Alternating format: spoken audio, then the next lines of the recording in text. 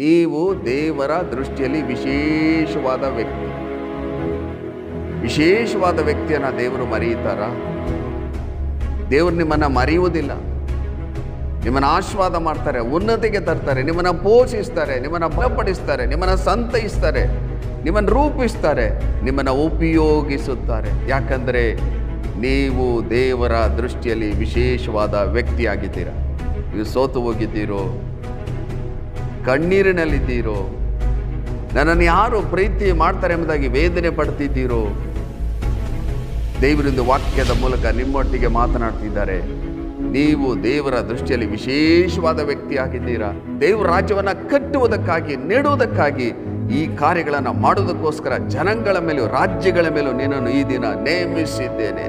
ಯುದ್ಧವು ಕರ್ತನದು, ಜಯವು ನನ್ನದು, ಸೋಲು ಸೈತಾನದು.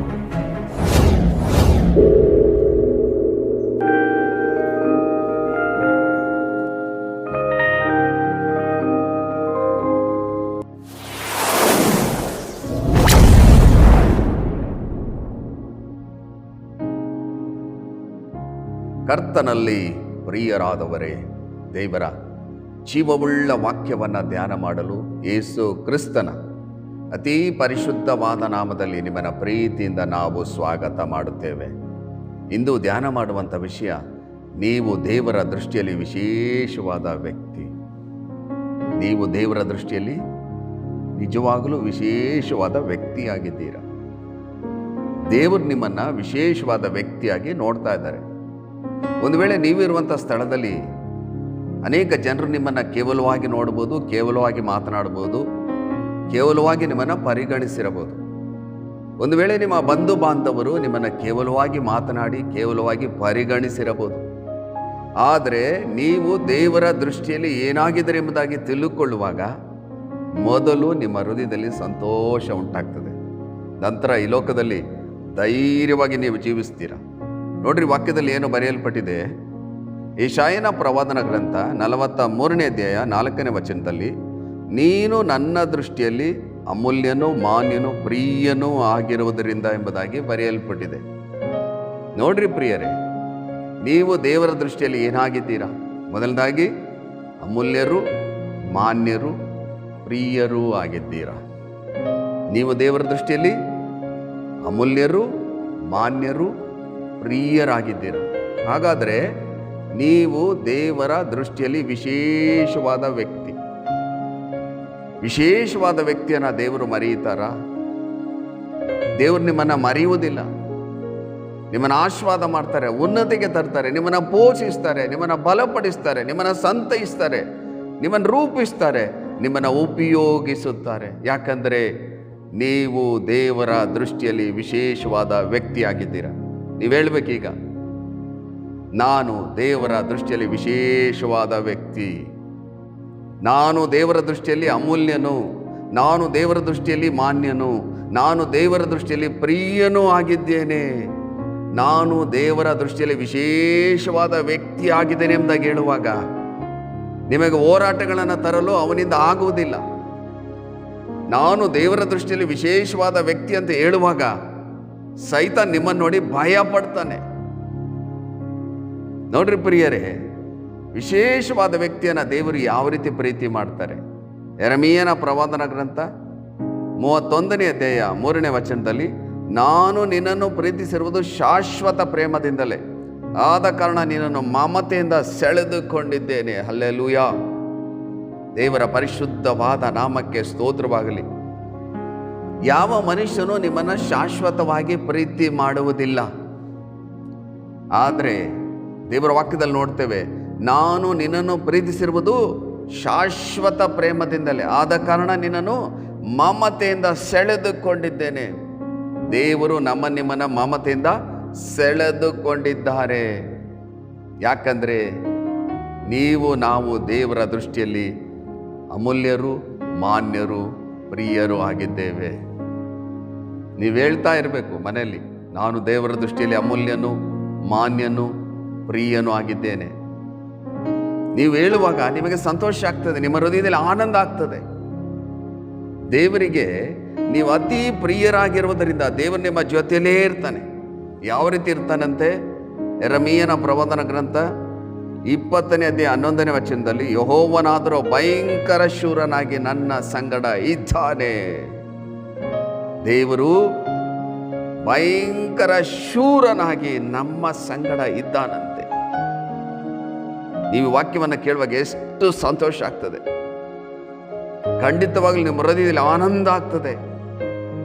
ದೇವರು ಭಯಂಕರ ಶೂರನಾಗಿ ನಿಮ್ಮ ಸಂಗಡ ಇದ್ದು ನಿಮಗೆ ಜಯದ ಮೇಲೆ ಜಯವನ್ನು ಕೊಡಲು, ಮಾತ್ರವಲ್ಲದೆ ನಿಮ್ಮನ್ನು ಆಶೀರ್ವದಿಸಲು, ಉನ್ನತಿಗೆ ತರಲು, ರೂಪಿಸಲು, ಉಪಯೋಗಿಸಲು ಆತನು ಭಯಂಕರ ಶೂರನಾಗಿ ನಿಮ್ಮ ಸಂಗಡ ಇದ್ದಾನೆ.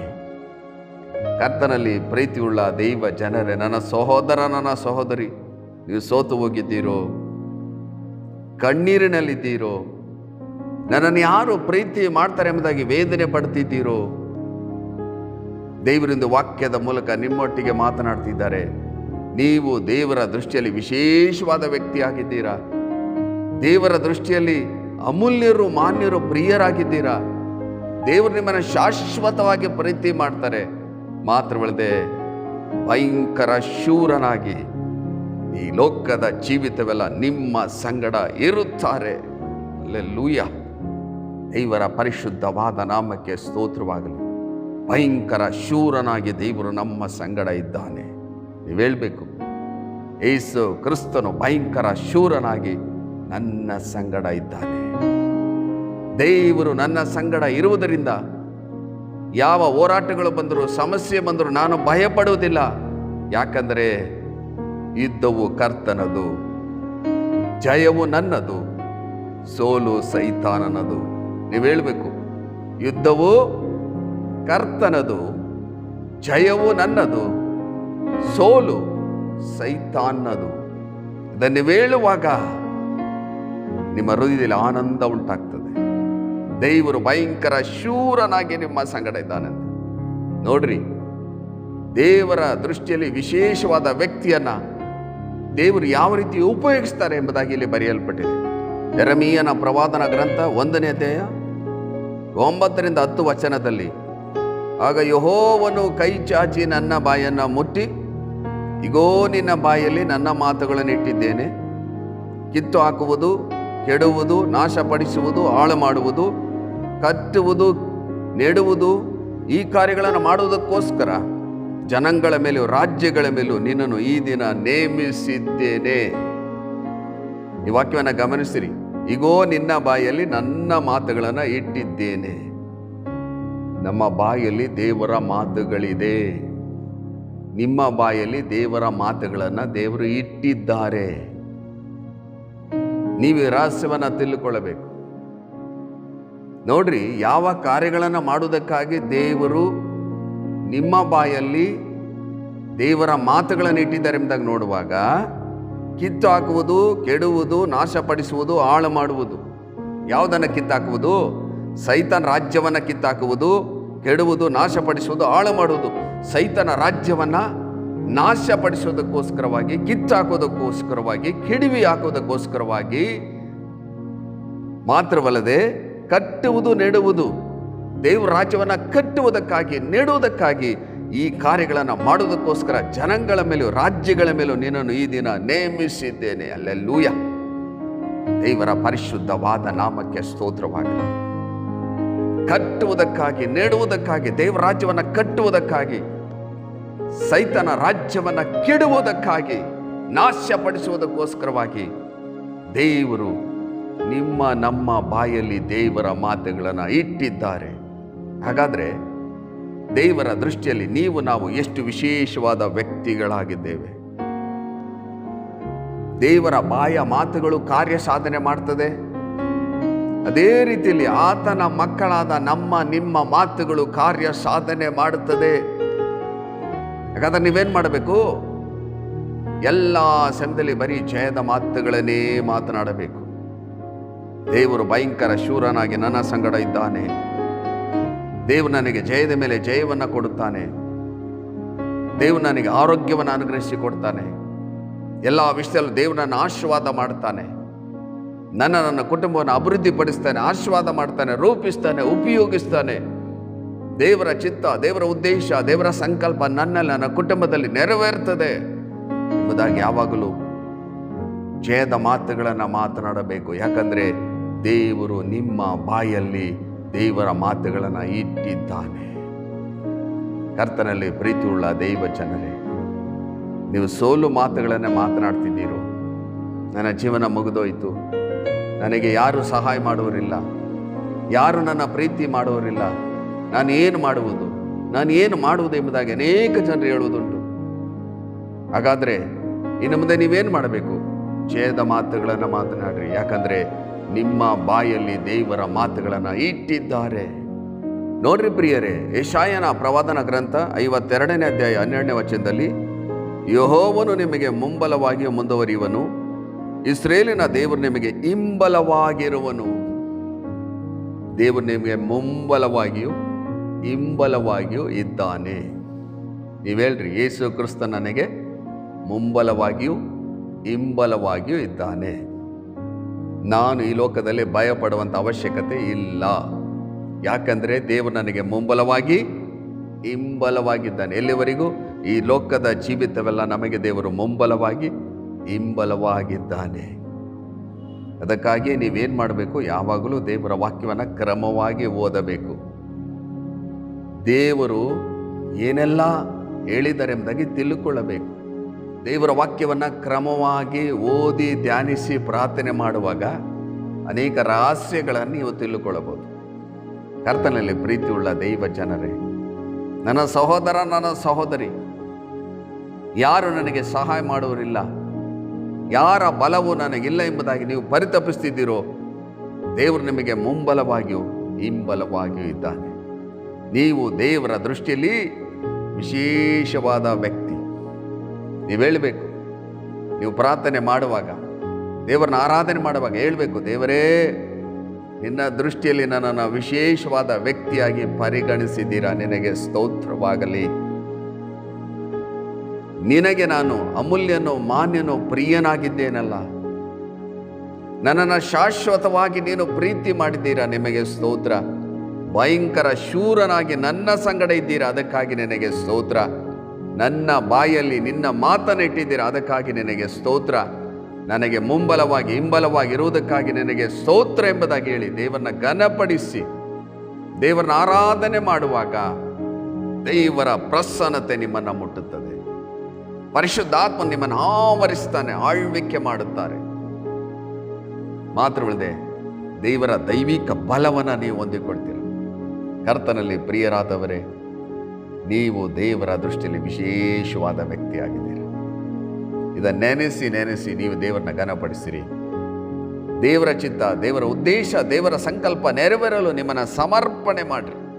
ಬನ್ರಿ ಪ್ರಿಯರೇ, ನಾನು ನಿಮಗೋಸ್ಕರ ಪ್ರಾರ್ಥಿಸ್ತೇನೆ.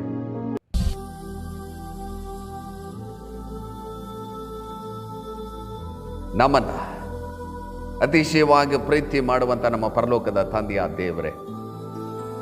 ದೇವರಿಂದ ಧ್ಯಾನ ಮಾಡಿದೆವು. ನಾವು ನಿಮ್ಮ ದೃಷ್ಟಿಯಲ್ಲಿ ಅಮೂಲ್ಯವಾದಂಥ ವಿಶೇಷವಾದಂಥ ವ್ಯಕ್ತಿಗಳಾಗಿದ್ದೇವೆ ಎಂಬುದಾಗಿ ಎಷ್ಟು ಜನರು ನನ್ನೊಟ್ಟಿಗೆ ಸೇರಿ ಎಸಪ್ಪ, ಅನೇಕ ಜನರನ್ನು ಕೇವಲವಾಗಿ ಪರಿಗಣಿಸಿದರು, ಕೇವಲವಾಗಿ ಮಾತನಾಡಿದರು. ಆದರೆ ನಾನು ನಿನ್ನ ದೃಷ್ಟಿಯಲ್ಲಿ ವಿಶೇಷವಾದ ವ್ಯಕ್ತಿ ಆಗಿದ್ದೇನೆ ಎಂಬುದಾಗಿ ಇಂದು ವಾಕ್ಯದ ಮೂಲಕ ನನ್ನೊಟ್ಟಿಗೆ ಮಾತನಾಡಿ ಬಲಪಡಿಸಿದಿರಿ. ಸ್ವಾಮಿ, ನನ್ನನ್ನು ಅಭಿಷೇಕಿಸಿರಿ, ನಿನ್ನ ಪ್ರಸನ್ನತೆಯಿಂದ ತುಂಬಿಸಿರಿ, ನನ್ನ ಉಪಯೋಗಿಸಿರಿ ಎಂಬುದಾಗಿ ಎಷ್ಟು ಜನರು ಸಮರ್ಪಣೆ ಮಾಡಿ ಪ್ರಾರ್ಥನೆ ಮಾಡ್ತಿದ್ದರು. ದೇವರೇ, ಹೃದಯದಲ್ಲಿ ನಿನ್ನ ದೈವಿಕ ಸಮಾಧಾನವನ್ನು ಅನುಗ್ರಹಿಸಿಕೊಂಡು ಅವನ್ನ ಬಲಪಡಿಸಿರಿ. ವಿಶೇಷವಾದ ವ್ಯಕ್ತಿ ಎಂಬುದಾಗಿ ತಿಳಿದುಕೊಂಡು ಸಮರ್ಪಣೆ ಮಾಡಿರುವಾಗ ಅವರನ್ನ ಉಪಯೋಗಿಸಿರಿ. ಈ ಜೀವಳ ವಾಕ್ಯ ಅವರ ಜೀವಿತದಲ್ಲಿ 100% ಕಾರ್ಯ ಮಾಡಿ. ಪ್ರಾರ್ಥನೆ ಕೇಳಿದ್ದಕ್ಕಾಗಿ ಸ್ತೋತ್ರ. ಯೇಸು ನಾಮದಲ್ಲಿ ಬೇಡಿ ಹೊಂದಿದ್ದೇವೆ ನಮ್ಮ ಜೀವಳ ತಂದೆಯೇ, ಆಮೇನ್, ಆಮೇನ್. ಕರ್ತನಲ್ಲಿ ಪ್ರಿಯರಾದವರೇ, ದೇವರ ಜೀವಳ ವಾಕ್ಯವನ್ನು ಕೇಳಿಸಿಕೊಂಡಿದ್ದೀರಿ. ಮರೆಯಬೇಡ್ರಿ, ನೀವು ದೇವರ ದೃಷ್ಟಿಯಲ್ಲಿ ವಿಶೇಷವಾದ ವ್ಯಕ್ತಿಗಳಾಗಿದ್ದೀರಾ. ಇದನ್ನು ತಿಳಿದುಕೊಂಡು ದೇವರನ್ನ ಆರಾಧನೆ ಮಾಡಿರಿ, ದೇವರನ್ನ ಘನಪಡಿಸಿರಿ. ದೇವರಿಂದ ಏರಳುವಂಥ ಆಶೀರ್ವಾದನ ಹೊಂದಿಕೊಳ್ಳ್ರಿ. ಇನ್ನೊಂದು ಅಮೂಲ್ಯವಾದ ವಾಕ್ಯದೊಟ್ಟಿಗೆ ನಿಮ್ಮನ್ನು ಸಂಧಿಸುವವರೆಗೂ ದೇವರ ಕೃಪೆ, ದೇವರ ಶಾಂತಿ, ದೇವರ ಸಮಾಧಾನ ಪರಿಶುದ್ಧಾತ್ಮನ ಆಳ್ವಿಕೆ, ಪರಿಶುದ್ಧಾತ್ಮನ ಒಡೆತನ ನಿಮ್ಮೊಟ್ಟಿಗಿರಲಿ. ದೇವರು ತನ್ನ ಚಿತ್ತಂತೆ ನಿಮ್ಮನ್ನು ಹೇರಳವಾಗಿ ಆಶೀರ್ವದಿಸಲಿ. God bless you.